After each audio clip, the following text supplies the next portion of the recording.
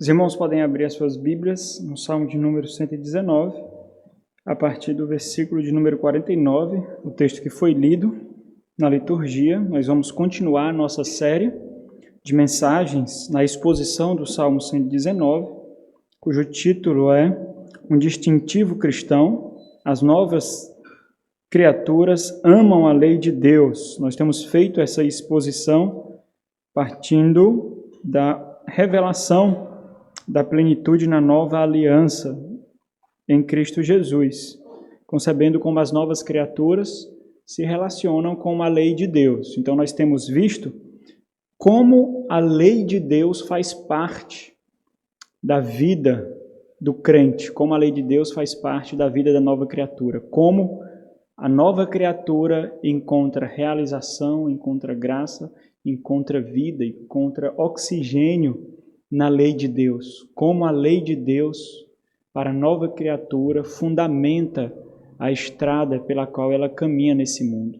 A lei de Deus são os blocos que constroem a estrada por meio da qual nós trafegamos nesse mundo espinhoso, nesse mundo cheio de buracos, cheio de declives, aclives.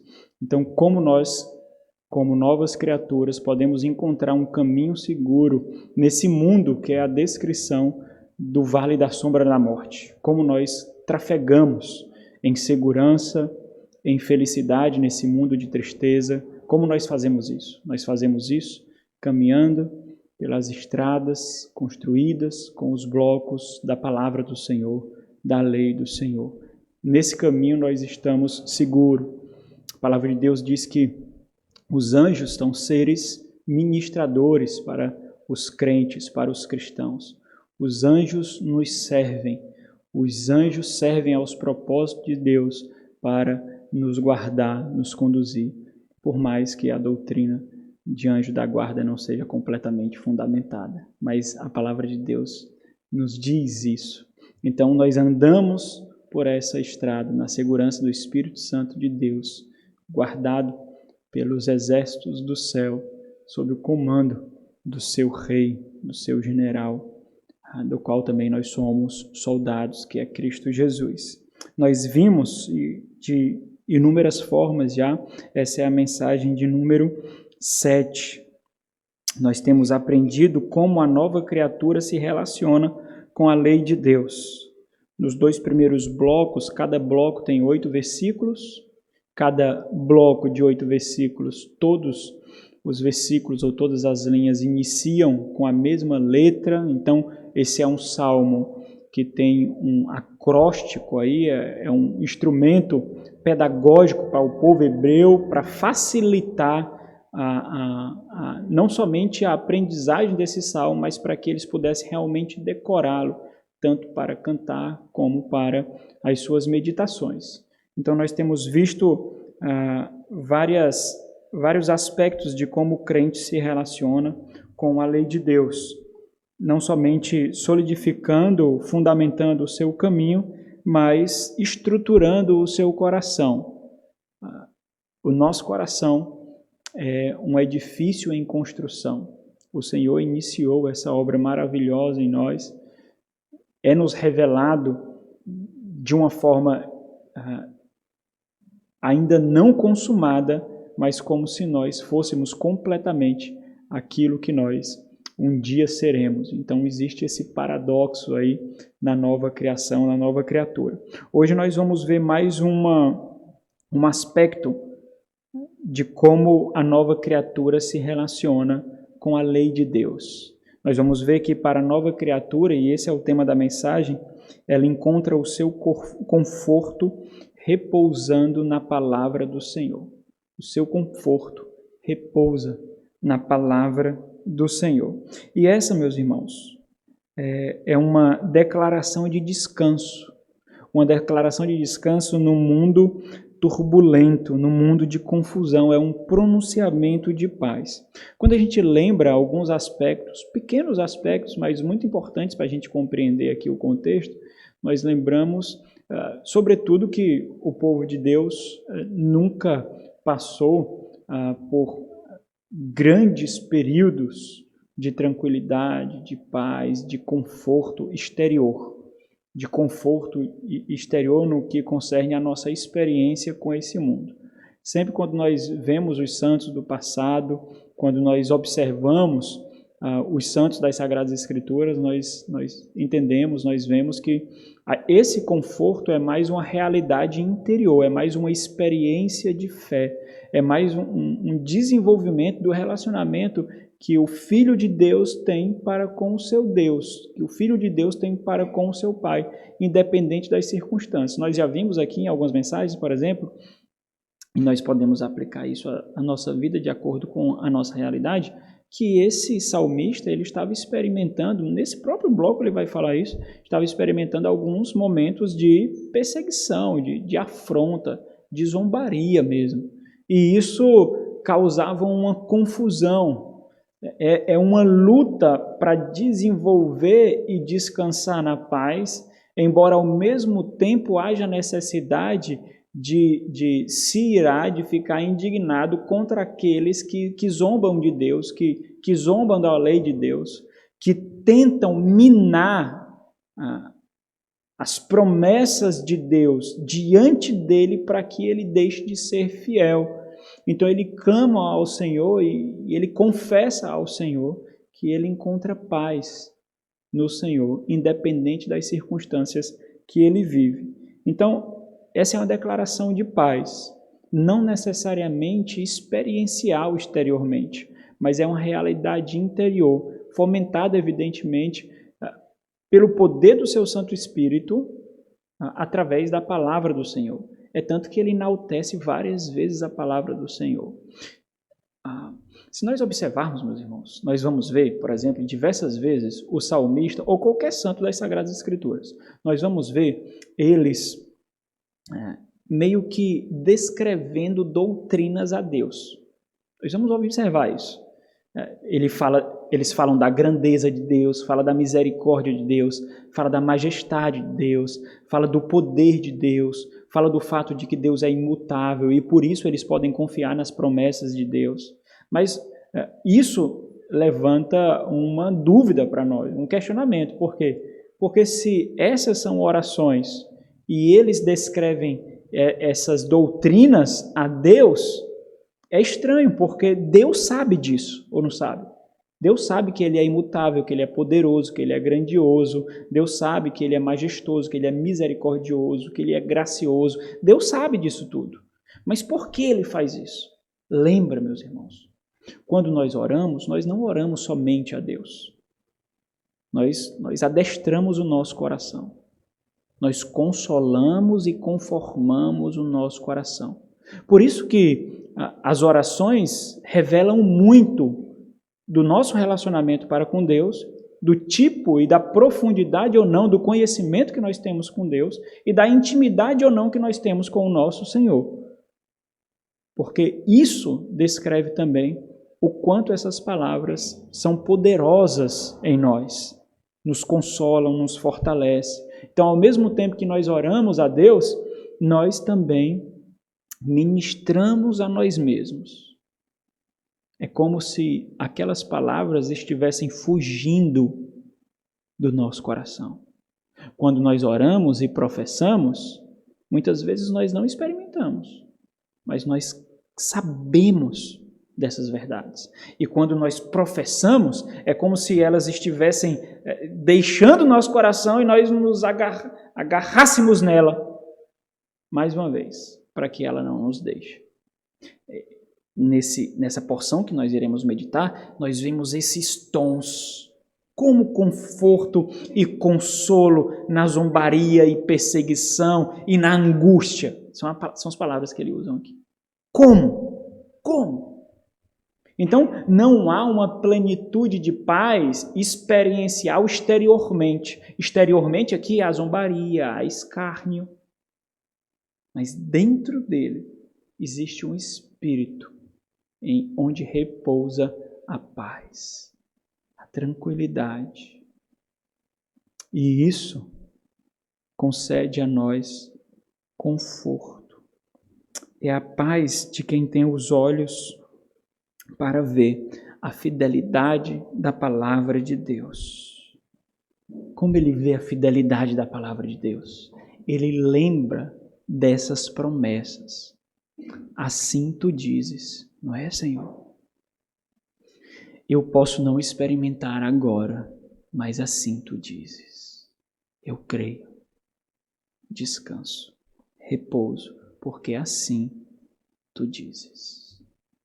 Evidentemente que a gente tem que amarrar algumas pontas aqui para não cair em uma percepção triunfalista, né, do nosso relacionamento de promessa e Deus. Mas nós vamos amarrar essas pontas aqui. E essa disposição realmente, meus irmãos, deve chamar a nossa atenção, essa disposição que nós vemos aqui no salmista, porque é o termo, ela salta do termo central destacado aqui pelo próprio salmista. Então, a palavra de Deus tem algumas configurações gramaticais, evidentemente, em que coloca holofotes, coloca luzes para alguns termos ou algumas expressões. Esse termo, de onde vem o tema da nossa reflexão, é encontrado aqui no versículo de número 52, quando ele fala do conforto dele. Lembro-me dos teus juízos de outrora e me conforto, ó Senhor. Esse é um dos termos destacados aqui. E é destacados não somente gramaticalmente, mas quando a gente entende o fluxo do discurso aqui, a gente percebe. Então, quando nós lemos os Salmos, meus irmãos, nós temos que tentar nos colocar numa postura de devoção. Sabe, não naquela postura de leitura anual da Bíblia. Nós temos que tentar perceber a angústia, perceber o tom, sentir as lágrimas, sentir o temor. Nós temos que tentar experimentar isso. Os salmos, eles são muito experienciais. Não foram escritos no gabinete frio em uma torre de marfim. Foram escritos nas cavernas, nas noites frias, debaixo de chuvas, banhado em lágrimas, em travesseiros duros, em camas espinhosas, em torrentes de sofrimento e angústia. Foi assim que eles foram escritos. Por isso é a nossa escola de oração.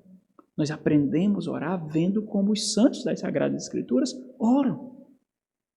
Nós não vemos os santos se relacionando em oração com Deus, falando papaizinho. Nós não vemos. Nós não vemos falando paizinho do céu. Nós não vemos falando isso.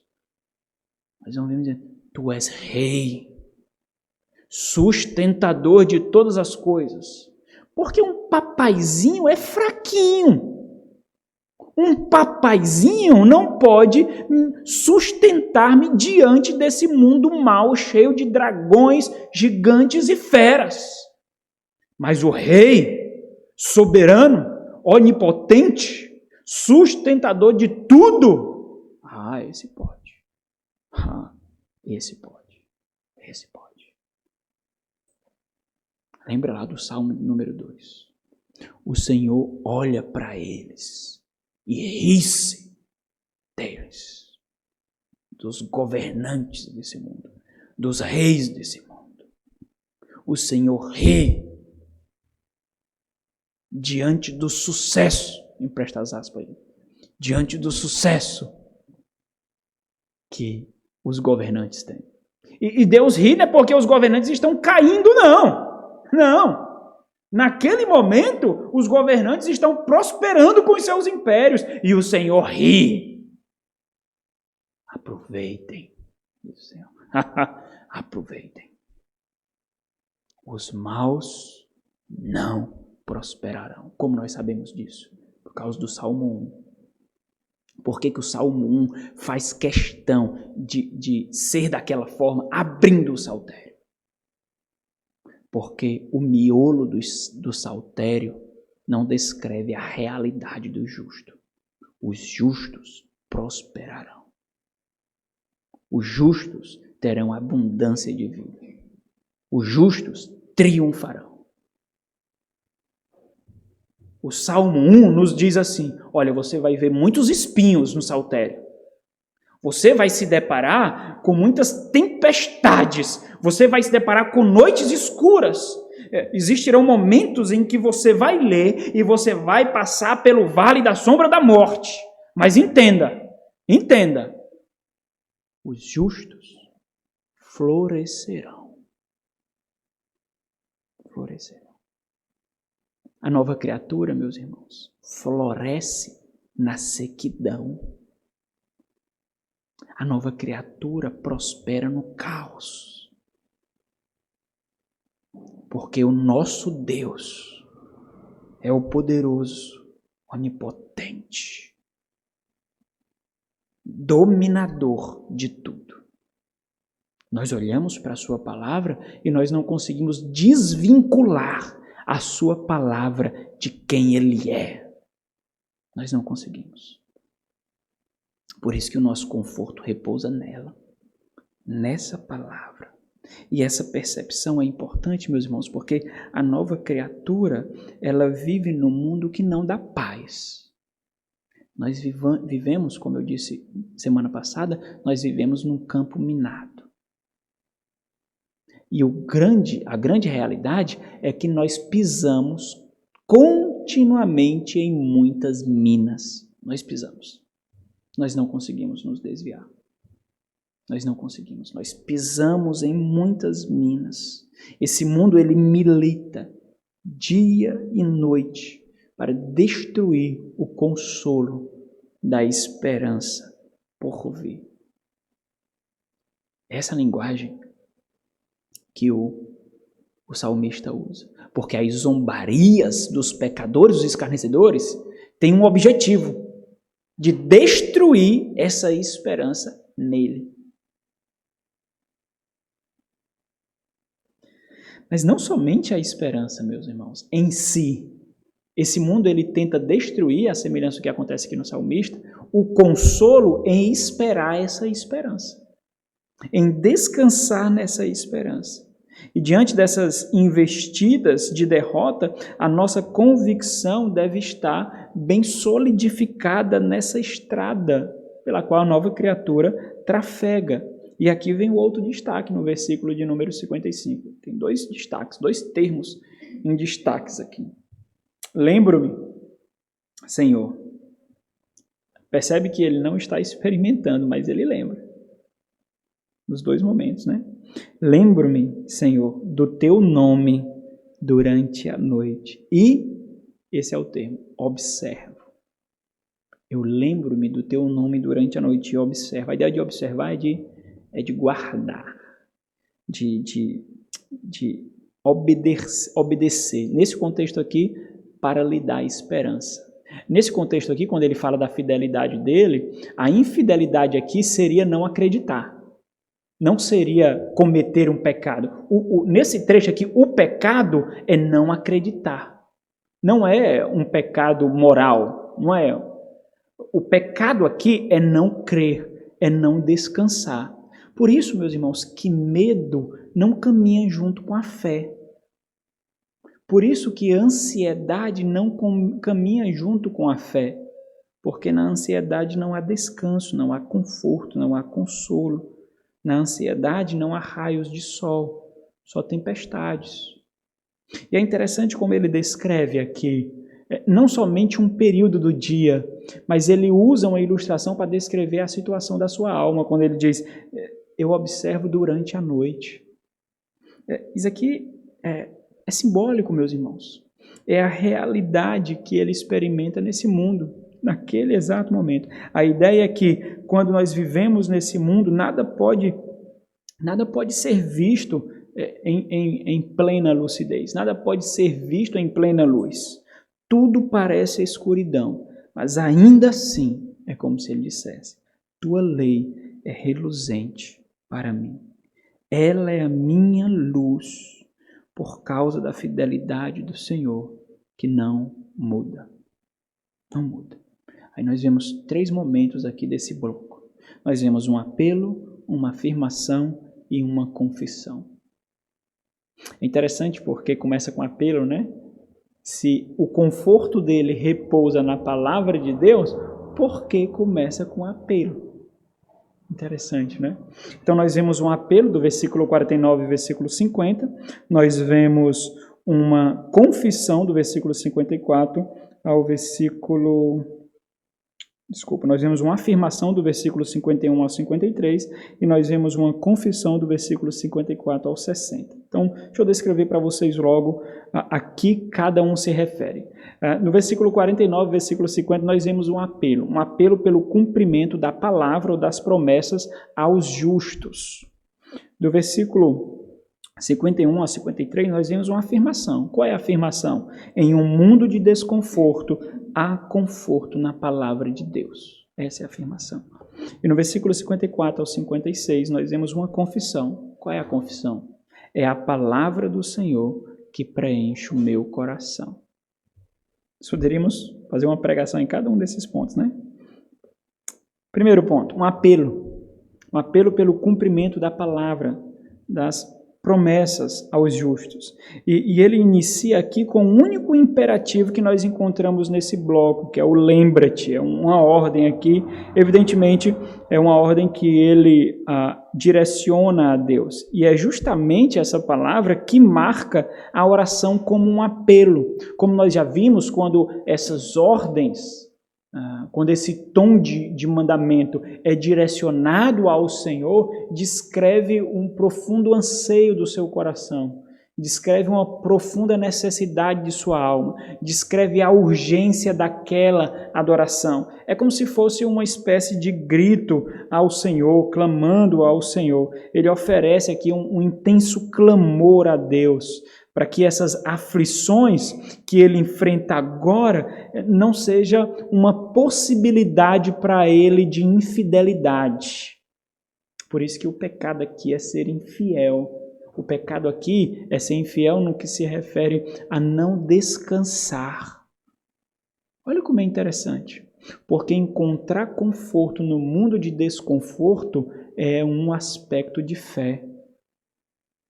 É um aspecto de realmente, não somente crer em palavras, mas experimentar na vida o fato do Senhor ser soberano. A doença a atingiu, a economia ruiu, o desemprego chegou, nada acontece sem que Deus diga, faça-se. Nada.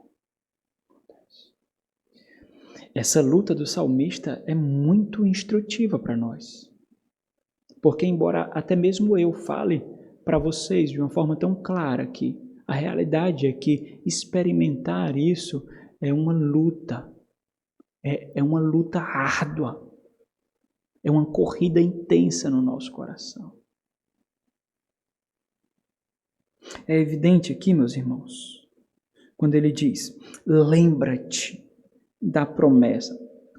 Meus irmãos, quer ser onisciente? Não é que Deus esqueceu de alguma promessa. É evidente que não é isso. Daí nós percebemos a profunda angústia dele. Deus não vai receber assim, você está dizendo que eu não lembro? Que a minha memória é fraca? É isso? Não. Isso torna mais vívida a angústia do seu coração, mas não somente isso, mas o perigo em que ele se encontra. É como se ele estivesse dizendo, está difícil. É muita porrada, Deus. É muito pesado. Parece que o Senhor se esqueceu. É isso que eu sinto, Senhor, agora. Mas eu ainda aguardo no Senhor. Mas ainda eu espero no Senhor. Lembra-te da promessa que fizeste ao teu servo, na qual tens feito esperar. Tens feito o teu servo esperar. É evidente, meus irmãos, aqui que não deve ser compreendida essas promessas como, por exemplo, promessas específicas, promessas particulares, de algum tipo de revelação especial e pessoal de Deus fora das Sagradas Escrituras, do tipo que nós vemos por aí. Deus me disse, Deus falou isso para mim, Deus me prometeu, eu tenho uma promessa de Deus, Deus me deu uma promessa, eu não morrerei até a minha promessa não se cumprir. Tem uma música que diz isso. Né? Se agarre na promessa que Deus tem para a sua vida. Olhe lá, se você for um ímpio, você vai para o inferno. Essa é a promessa. Às vezes os ímpios escutam, se agarre na promessa que Deus tem na sua vida. Aí o ímpio diz, aleluia! Aí o inferno está lá esperando ele. Amém! É uma promessa. Os maus não prevalecerão. É uma promessa. Ou não é? Então não é mentira esse tipo de evangelismo, não é mentira. Só que é recebido mal, né? É recebido mal. Mas tem uma canção gospel que é aquelas canções que embalam o nosso coração, mas a gente termina sendo herege. Diz assim, ó, se tudo está difícil, a multidão já te cansou. O meu Deus nunca falha e nunca falhou. Se a luta é muito grande, ela te fez perder a fé. O meu Deus entra na guerra e peleja por você. Levante os seus olhos e veja o sobrenatural. Quem tem promessa de Deus... Eita, menino! Vence o mal, não morrerei, enquanto a promessa não se cumpre. Quem tem promessa de Deus... não morre não, não desiste não, e tem a fé de Abraão. Irmão, essa música dá um consolo muito grande, não? Tudo mentira aqui. Né? É tudo mentira para quem ninguém nem sabe. O ponto é, que promessa é essa? Que promessa é essa? Essa é a grande pergunta. Que promessa é essa? Sabe qual é a promessa aqui?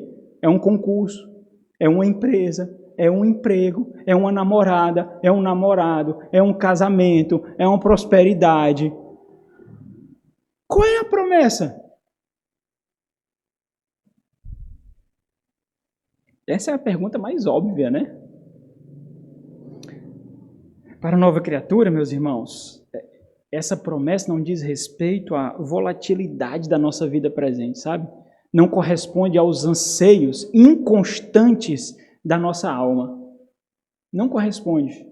Nós somos muito voláteis. Ora, nós queremos algo e de repente aquilo não nos satisfaz, nós queremos uma coisa completamente diferente e isso é como um câncer que acaba corroendo o nosso coração.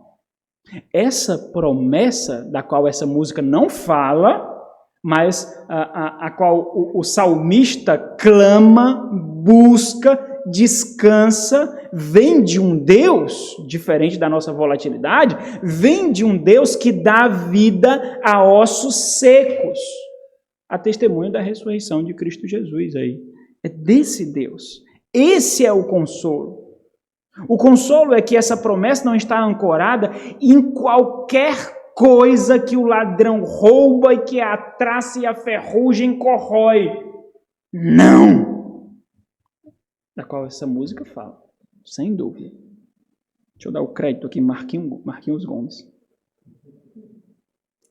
De forma alguma, meus irmãos. Mas o ponto é, se o tema da nossa reflexão é de que o conforto repousa na palavra de Deus, por que o apelo? Bom, eu já disse para vocês, o apelo declara justamente que ele ainda está firme na palavra, na promessa.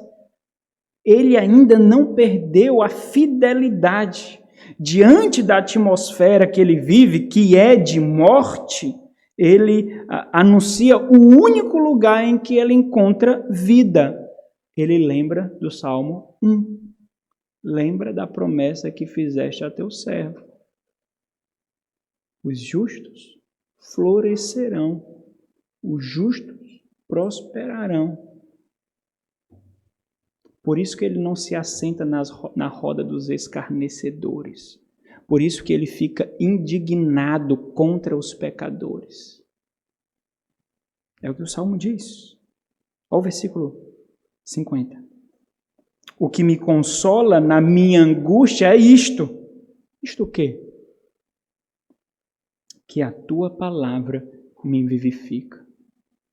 Às vezes nós encontramos mais alegria, mais contentamento, mais paz, sei lá, no montante de recurso financeiro que a gente recebeu, em algo material que nós conquistamos, em um período de entretenimento. Isso não é ruim em si, mas vocês percebem como isso deve exigir de nós uma experiência maior de devoção e gratidão? Porque nós seremos completamente hipócritas se sentirmos mais paz e contentamento nessas coisas e não um profundo anseio de devoção e gratidão. Por isso que você deve ensinar isso aos seus filhos. Isso não é futilidade, não. Quando você der um celular para o seu filho, quando você der uma roupa para o seu filho, quando você terminar de pagar os estudos ali durante o ano do seu filho, quando você levar o seu filho ou a sua esposa, o seu cônjuge para algum lugar, isso deve suscitar em você uma profunda postura de gratidão. Porque você não é merecedor disso, não. E você não está num mundo em que você pode gozar plena paz sem ser reverente àquele que é dono de toda a criação. O que vivifica aqui é a experiência que ele tem com Deus e não a experiência exterior, porque a experiência exterior é de morte. É a afirmação do segundo ponto nosso aqui. Ele continua enfatizando a fidelidade dele à palavra. E nós vemos aqui uma afirmação pegando a onda do versículo 50. Qual é a afirmação? Ele olha para o mundo e há desconforto. Nesse mundo de desconforto, há conforto. Há conforto em um lugar. Na palavra de Deus, 51 ao 53. Por quê, meus irmãos? Porque a própria palavra garante que os maus cairão. Lembra do Salmo de número 2. Eles estão ligados, o 1 e o 2. Os justos prosperarão, Salmo 1. Salmo 2, os maus cairão. Olha o versículo 51. Os soberbos, olha as ferramentas do diabo para destruir o conforto dele em fidelidade à palavra. Os soberbos zombam continuamente de mim. E daqui é algo muito expressivo, nós poderíamos pensar um pouco a que se refere essa zombaria. Será por causa da confiança dele em Deus e na promessa de Deus, em detrimento de tudo que acontece, que mostra justamente o contrário? Eu creio que seja essa a atmosfera aqui. Ele espera, mas eles, os zombadores, fazem o que é característico deles. Eles zombam. Então não se surpreenda disso. Os zombadores zombam, os pecadores pecam, os hipócritas agem com hipocrisia. É característico, não deve ser surpresa para nós. Nós já devemos andar com esse campo de força, que é justamente a compreensão do que sai daquilo que é característico da essência de cada um. Se nós nos relacionamos com ímpios, nós não esperamos coisas boas que saiam dele. Quando vir algo mal, quando surgir algo mal, nós entenderemos então que o período de paz que nós passamos com ele foi um grande período de bonança, porque a característica dele é exalar imoralidade, exalar o mal. Deus reteve por causa da sua graça comum e muitas vezes por amor a nós, nos nossos negócios, nos nossos estudos, nos nossos relacionamentos com parentes. Mas essa não é a verdade completa. Os soberbos, essa palavra descreve aquele que se considera mais alto do que Deus, né? A soberba faz isso, né? Aquele que se considera elevado. Os soberbos zombam continuamente de mim. Todavia, independente disso, não me afaste da tua palavra. Por isso que dá para perceber que essa zombaria diz respeito à fidelidade a algo que ele não vê, né? Não me afasto. Eles zombam, mas eu não me afaste. Então observe aqui que o salmista, ele faz algo extremamente difícil, que eu falei para vocês no início. É um exercício da piedade aqui, meus irmãos. De uma forma muito complexa de experimentar. Imagine você, ou então lembre de alguma situação, ou traga à mente alguma situação que agora você está vivenciando, em que, por mais que isso não possa ser visto, mas na sua mente, no seu coração, você experimenta o caos. É isso que acontece com as pessoas, por exemplo, que tiram a vida de uma hora para outra. Mas essa pessoa estava tão feliz? Não. Ela manteve a aparência muito bem. Mas a realidade interior dela era um caos. Era de morte. Mas ela sorria, ela abraçava, ela festejava, ela brincava. Mas dentro dela já existia a morte. É assim que acontece. Às vezes porque nós não conseguimos acreditar que as pessoas ao nosso redor irão compreender da mesma forma que nós estamos experimentando interiormente. Então, quando nós não encontramos esperança no compartilhar, no pedir ajuda, simplesmente nós nos calamos. E como um câncer, vai tomando conta. Então, traga à mente uma situação como essa, se você viveu ou se você está vivendo.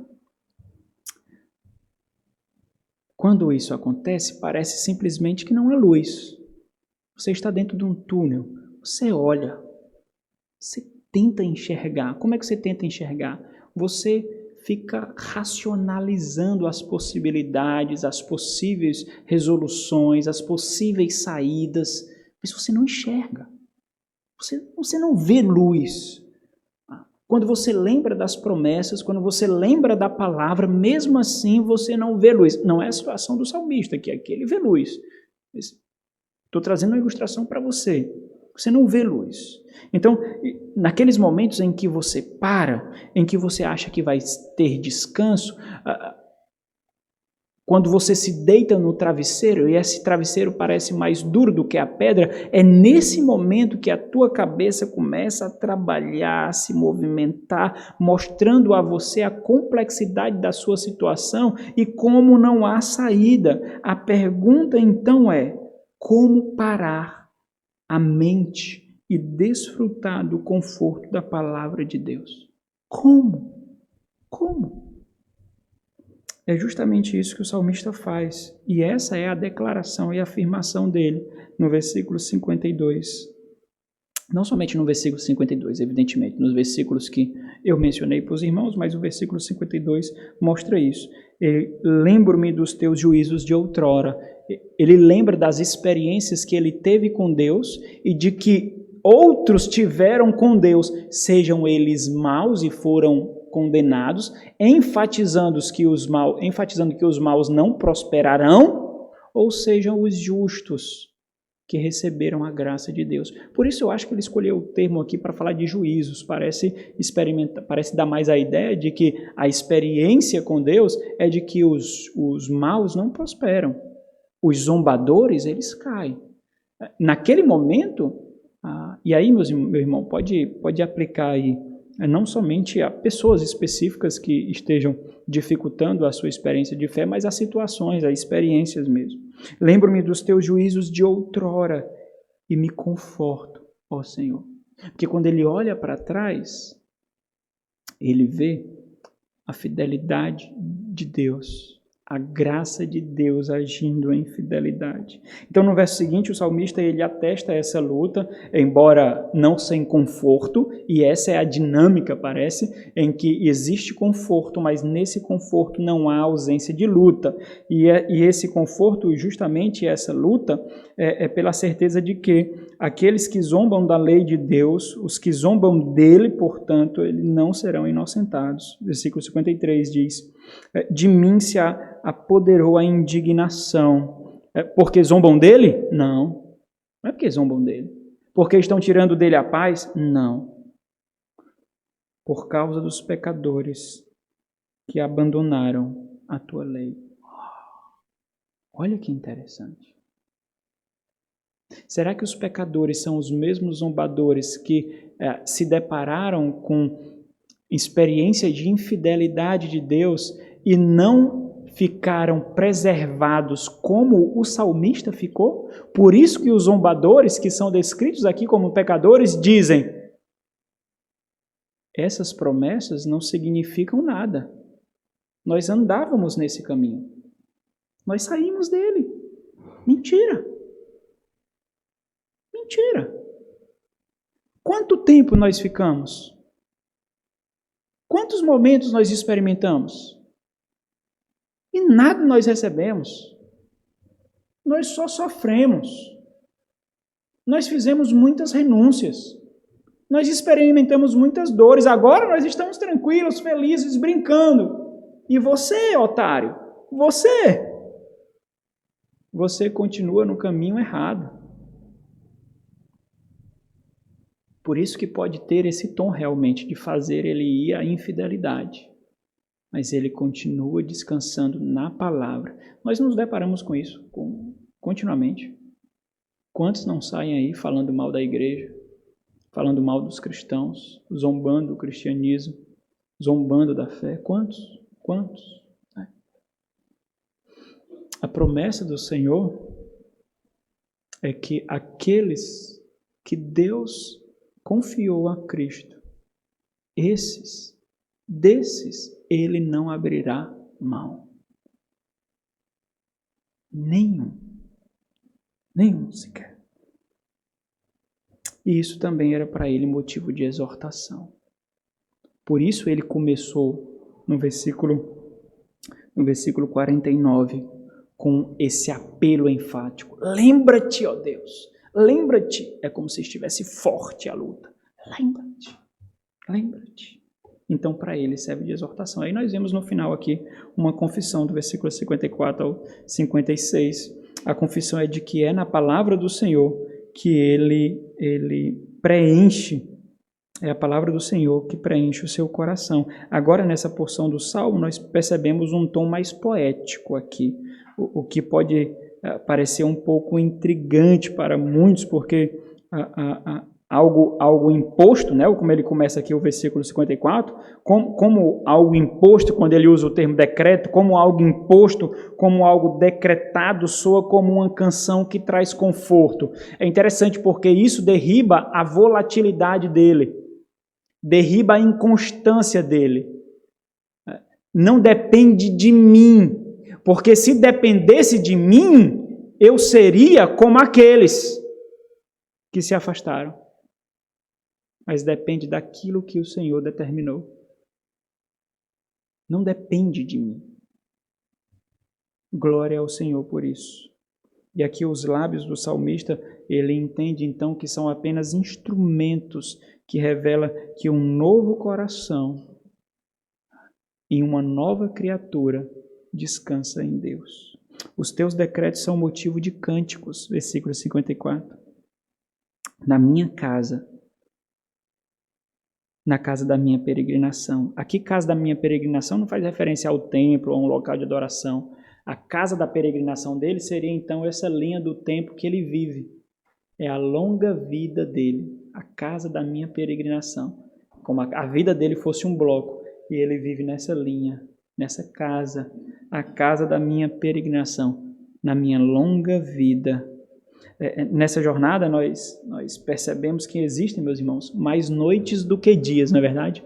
Existem mais noites do que dia, especialmente na nossa experiência de fé. E mais ainda, existem noites que parecem ser mais escuras do que outras. Existem nuvens, existem ares que parecem serem mais sombrios do que outros. É isso que Davi expressa no conhecido Salmo 53. Ainda que eu ande pelo vale da sombra da morte, não temerei, porque tu estás comigo. Bom, aqueles que já experimentaram um pouquinho do vale da sombra da morte, sabem o que isso significa. o que significa o Senhor. Poderoso, onipotente, soberano, conosco. E aqui a palavra do Senhor ela é concebida como uma guia no meio da escuridão, cuja a escuridão não pode conter. A guia aqui, que é a palavra do Senhor, tem olhos que vê além da escuridão, onde barreiras não podem conter, de quem nada pode esconder. Olha o versículo 55. Lembro-me, Senhor, do teu nome. É impossível. Lembra quando o Moisés perguntou a Deus, quem eu direi a eles por quem eu venho? Quando ele vai levar a palavra do Senhor na libertação dos judeus no exílio do Egito, que foi que o Senhor disse: eu sou o que sou. Esse é um termo para descrever que Deus era, é e sempre será. Porque não existe tempo na língua hebraica, não existe. Passado, presente e futuro, não existe. Esse eu sou o que sou não dá sequer para se traduzir direito. Difícil traduzir. Eu sou o que sempre fui. Eu sou o que sempre serei. Eu sou o eterno. Por isso algumas Bíblias, versões, colocam, quando vai traduzir o tetagrama, aquelas letras que simbolizam o nome de Deus, coloca o eterno. Né? Os judeus também, muitos judeus, os judeus messiânicos, que é um tipo destoado de cristianismo aí, falam do Senhor como o eterno. Nas nossas Bíblias tem o Senhor. Então não dá para desvincular Deus do seu nome aqui. E aí ele faz referência àquele período que ele está passando como a noite em que ele experimenta. E o fato dele observar, evidentemente aqui, não é porque ele vai cometer um pecado de traição, de roubo, de assassino. Observar é aqui realmente é guardar. Eu olho para elas, eu acomodo elas, eu permaneço nelas, seria assim. Então, observem aqui, diante da aflição, da zombaria, da perseguição, a confissão dele é de que ele encontra repouso em Deus. E isso fortalece o salmista. É algo que ele não pode esquecer, a palavra do Senhor. O versículo final dessa estrofe aqui resume, então, todo esse exercício do salmista com a palavra de Deus, todo o relacionamento do salmista com a palavra de Deus. No versículo número 56, ele finaliza como se estivesse resumindo tudo. Na versão Almeida, revista atualizada, tem assim, né? Tem se dado assim comigo. Na versão que nós temos aqui, parece que isso tem acontecido com ele porque ele guarda os preceitos do Senhor, né? Parece uma consequência. Mas esse porquê seria melhor entendido se colocasse apenas como um quê, para descrever o que ele vive. Isso não tem acontecido porque ele guarda. A vida dele tem sido guardar. Seria, tem se dado assim comigo que guarda os teus preceitos. Uma outra versão, nova versão transformadora, é bem mais claro, diz assim, ó, assim passo os meus dias obedecendo às tuas ordens. Assim passo os meus dias. Tem sido assim comigo na casa da minha peregrinação, guardando as tuas ordens. E aí ele realça esses tons escuros, mas mesmo assim ele busca a luz. O assim não é de paz, o assim é de luta. Tem sido assim. Isso tudo tem sido assim comigo. Essa luta. Trafego na escuridão e lembro da luz. Mas eu não experimento a luz, talvez não visivelmente, mas interiormente, que é uma experiência futura, onde a eternidade será de luz. Essa é a esperança da nova criatura. Essa é a esperança daqueles que estão na nova aliança em Cristo Jesus. Nós não podemos esperar paz aqui, exterior experiencial, se nós olhamos para aquele por meio de quem nós temos paz e sofreu para nos dar essa paz. Nós não somos sequer merecedores de esperar a paz, se ele não obteve essa paz exterior experiencial. A paz dele foi que seja feita a tua vontade e não a minha. Essa foi a paz dele. Lembra da agonia experimentada no jardim do Getsemane? Lembra? Que seja feita a tua vontade e não a minha. Como tu queres, porque como tu queres é o melhor. Percebe as duas naturezas de Jesus Cristo ali, homem e Deus. Porque fazer a vontade de Deus era fazer a vontade dele, porque também é Deus. Mas sofrer agonia é característico do homem, de nós. E ele, como homem, experienciou o que nós experienciamos. Caímos no chão. Experimentamos o pó, mas não a infidelidade. Não a infidelidade. Pelo que nós aprendemos aqui, meus irmãos, nós vemos que a fé superficial, a fé daqueles meramente professos, não tem paz, não tem vida e não tem conforto. Canções como essas, triunfalísticas, elas podem fornecer minutos ou segundos de paz, mas não uma vida confortável num mundo de caos. Lembra que a fidelidade ao Senhor é a realidade manifestada firme, mas, essencialmente, quando nós passamos pelo fogo da provação. É que nós mostramos qual o tipo de fé que nós temos. Quem é o Deus em quem nós cremos. Pelo fogo da provação. Lembra de Tiago. Vocês devem ficar felizes por passarem por provações. Se você está nessa, rogue ao Senhor, com choros e gemidos, mas não com infidelidade. Infidelidade, na sua situação, pode ser não confiar nele. Que não seja assim para nós. Que nós sejamos encontrados fiéis. Vamos orar.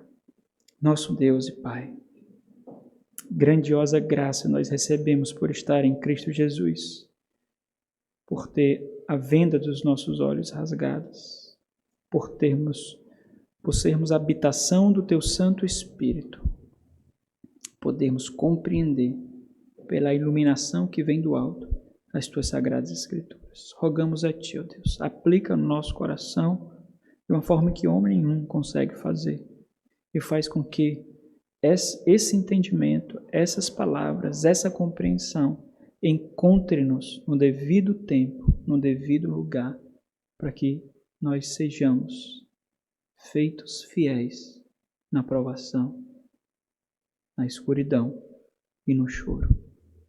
Por meio de Cristo, nosso Rei e Senhor, por meio do qual nós temos vida e acesso a Ti, esperança e conforto, rogamos. Amém.